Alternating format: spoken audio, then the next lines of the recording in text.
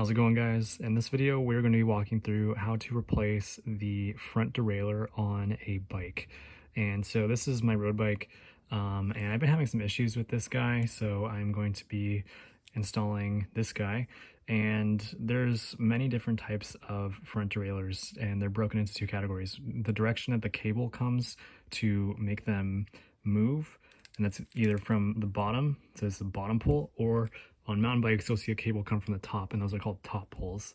And then the other distinguishing characteristic of these things is whether or not they are a clamp or if they are something called braze-on. And so with clamps, the seat tube right here has a diameter, so if you use a caliper you should be able to measure this. 31.8 is a particular diameter. 31.8 millimeters is the diameter for this guy, and so you purchase, in this case, a 31.8 diameter clamp-on front derailleur that is a pull-down. And so just make sure you know that before you go out and buy one of these, because these have a lot of different dimensions. I'm not sure what the other ones are, but I know seat tubes have different sizes, and so you'll need to note that. If it's a braze-on, the braze-ons you can tell because there won't be a clamp, and instead the frame will have some kind of opening right here where you can just thread in like a 5mm Allen key. And so that's how you know you have a braze-on.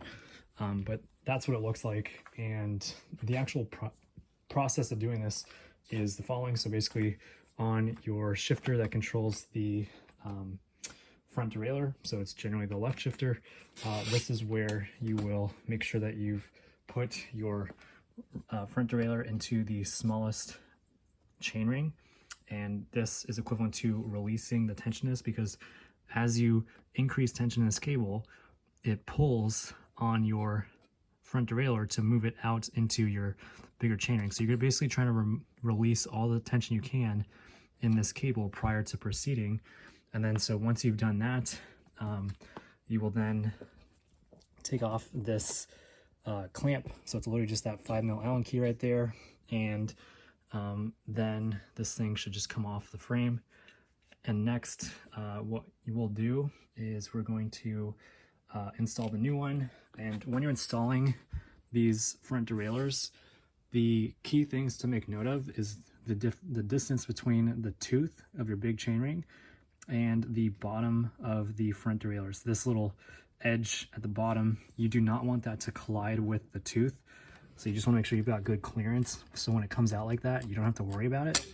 And then finally, the other thing is alignment with the frame. So you'll note that like these things can pivot like that way from this angle. And so you just want to make sure that this thing is in line with the frame, because if your front derailleur is out like that, it's not going to work properly. It's not going to work properly if it's like that either. So those are the key considerations to make note of. And then while I'm at it, you've got these two screws right here.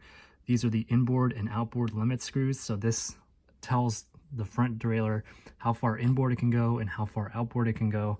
If your front derailleur cannot go far enough inboard, it will not be able to get the chain into the small chainring. And if your outboard limit screw has issues, it won't be able to pull the chainring far enough outboard to get the chain into the big chainring. So that is the key theory behind everything we're about to do. And now we'll get started.